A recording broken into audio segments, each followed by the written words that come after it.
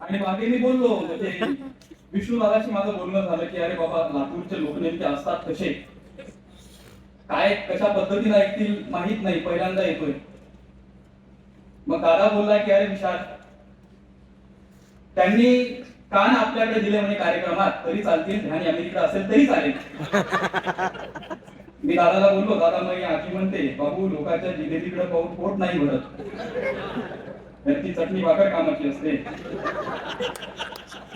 आणि ते लातूरच्या लोकांना नक्की माहिती आहे. हे तो म्हणतोय ज्याचं अजून भाजलं नाही. आगामी उमेदवार आहे, तुम्हाला दया आली तर बघा.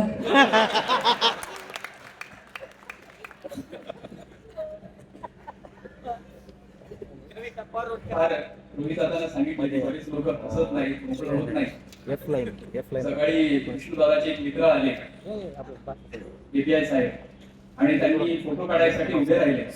विष्णू दादा त्यांच्या सोबत उभे राहिले, फोटो काढला. म्हटलं दादा हसा, दादा काही हसे ना. म्हटलं दादा फोटो काढतोय, हसा, दादा काही हसे ना. परत म्हटलं दादा हसा, फोटो काढतोय, दादा काही हसे ना. दादा नंतर सांगितलं घरी बायको फोटो पाहिल्यावर म्हणते की माझ्याशिवाय तुम्ही अंगठीच कसे राहू शकता.